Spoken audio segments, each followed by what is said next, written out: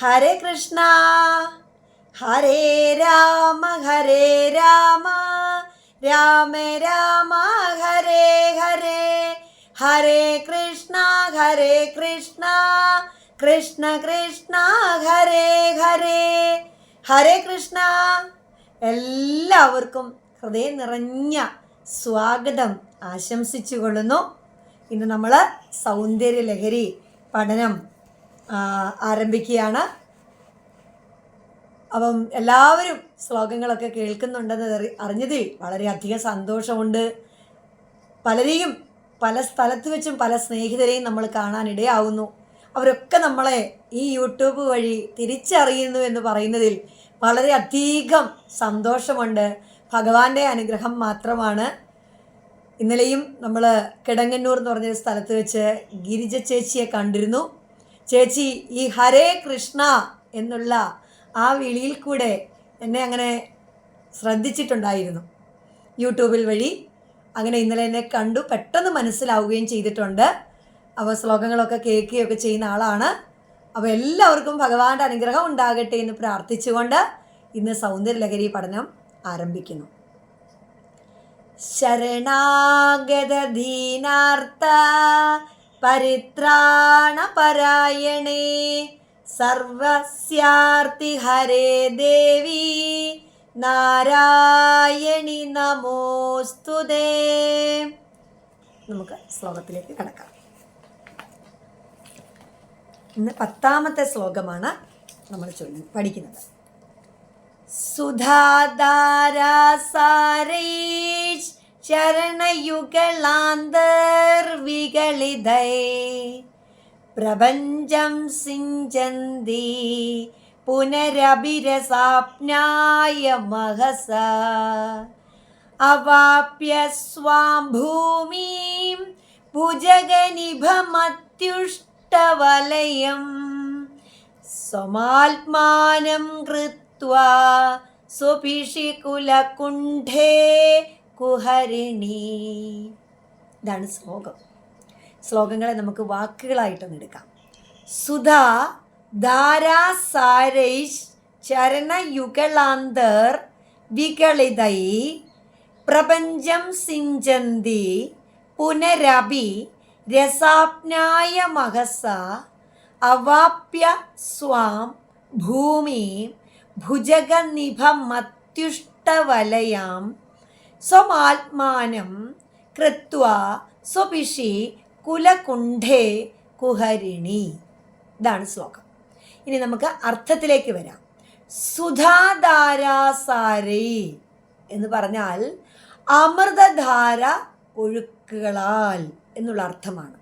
അമൃതധാര ഒഴുക്കുകളാൽ.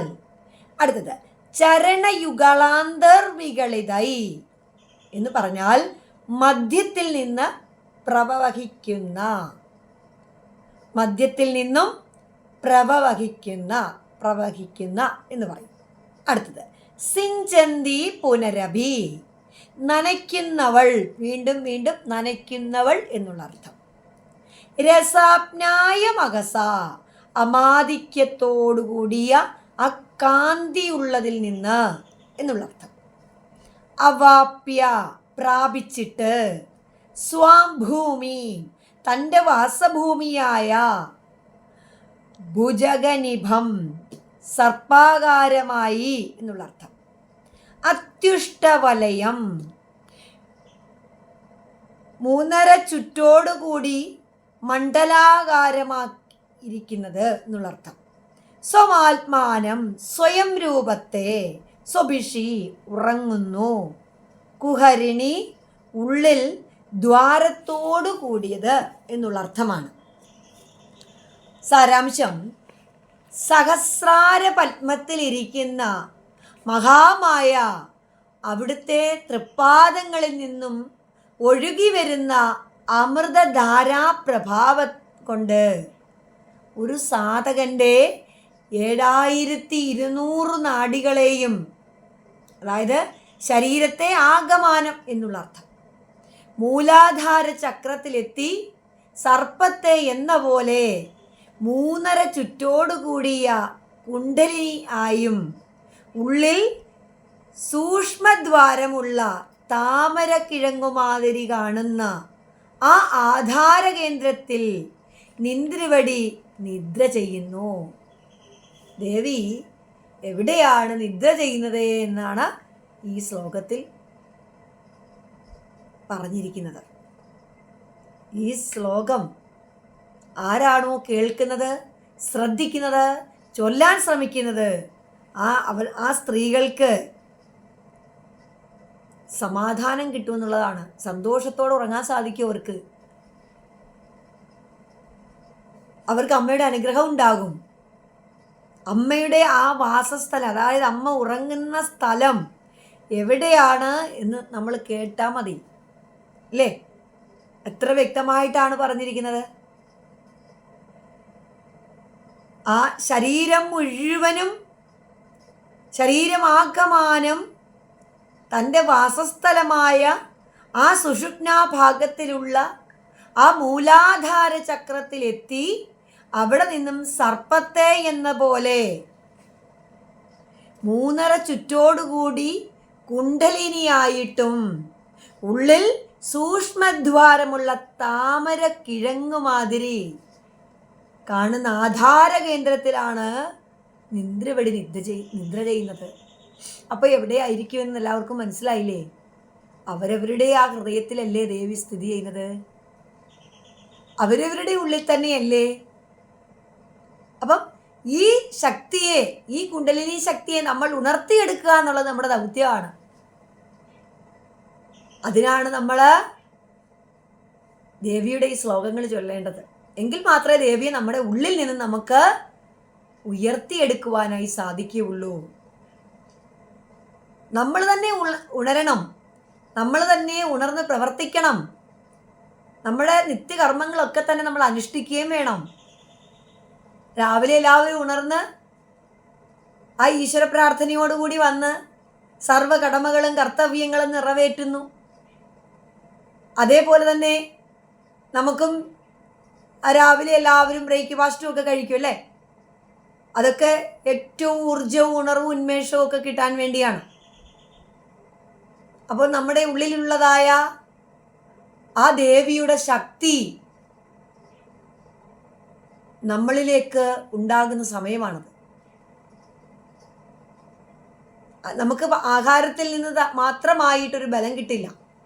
നമ്മുടെ ആ ഹൃദയത്തിലിരിക്കുന്ന, നമ്മുടെ ഉള്ളിലുള്ള ആ ഈശ്വരൻ ഉണരുമ്പോഴാണ് നമുക്കും ബലവും ശക്തിയും ഉണർവും എല്ലാം കിട്ടുന്നത്. ആ ഉറക്കത്തിൽ നിന്ന് ഉണർത്തുന്നത് പോലും ഈശ്വരനാണ്. അപ്പം ഈ ശക്തി നമ്മുടെ ഉള്ളിൽ തന്നെ ഉണ്ട്. അവരവരുടെ ഹൃദയങ്ങളിൽ തന്നെ ഈശ്വരൻ ഉണ്ടെന്ന് നമ്മൾ പല പ്രാവശ്യം പറഞ്ഞിട്ടുണ്ട്. ദാ അമ്മയുടെ ശ്ലോകം പഠിപ്പിക്കുമ്പോഴും അത് തന്നെയാണ് പറഞ്ഞിരിക്കുന്നത്. ആ അമ്മ നമ്മളെ എല്ലാവരെയും അനുഗ്രഹിക്കട്ടെ. ശ്ലോകം എല്ലാവരും കേൾക്കുക. എല്ലാവരുടെയും ദുഃഖങ്ങളും ദുരിതങ്ങളും ഒക്കെ മാറി എല്ലാവരും സന്തോഷമായിട്ടിരിക്കൂ. അപ്പോൾ നമ്മളിൽ തന്നെ അമ്മ പ്രസാദിക്കുന്നതായിട്ട് കാണാം. എപ്പോഴും പ്രസന്നമായിട്ട് നമുക്ക് ഇരിക്കാൻ സാധിക്കണമെങ്കിൽ നമ്മുടെ ഉള്ളിലെ ആ സന്തോഷമാണ് പുറത്തേക്ക് കൊണ്ടുവരിക. ഇപ്പം നമ്മുടെ ഉള്ളിലുള്ളതായ ആ ഈശ്വരൻ സന്തോഷിക്കണമെങ്കിൽ നമ്മൾ സന്തോഷിച്ചെങ്കിലേ മാത്രമേ ഉള്ളൂ. നമ്മളെപ്പോഴും വിഷമിക്കുന്നവരാണെങ്കിൽ നമ്മുടെ ഉള്ളിലുള്ളതായ ആ ഈശ്വരഭാവം നമുക്ക് അനുകൂലമാവില്ല. അതാണ് എന്ത് പ്രശ്നങ്ങൾ എന്തൊക്കെ ഉണ്ടായാലും ജീവിതത്തിൽ നമ്മൾ സന്തോഷമായിട്ടിരിക്കൂ. നമ്മുടെ കൂടെ ഭഗവാനുണ്ട്, വേറെ എങ്ങുമല്ല, നമ്മുടെ ഹൃദയത്തിൽ തന്നെ ഉണ്ട്. പിന്നെ എന്തിനു നമ്മൾ വിഷമിക്കണം അല്ലേ? അപ്പം അമ്മയുടെ ഈ ശ്ലോകം ഇത്ര മഹത്തായ ശ്ലോകമാണ്. നമുക്കൊന്നുകൂടി ചൊല്ലാം. സുധാധാരാസാരൈശ്ചരണയുഗളാന്തർവിഗളിതൈ പ്രപഞ്ചം സിഞ്ചന്തി പുനരഭിരസാപ്നായ മഹസ അവാപ്യ സ്വാം ഭൂമിം ഭുജഗനിഭമത്യുഷ്ടവലയം സ്വമാത്മാനം കൃത്വാ സ്വഭിഷികുലകുണ്ഠേ കുഹരിണി.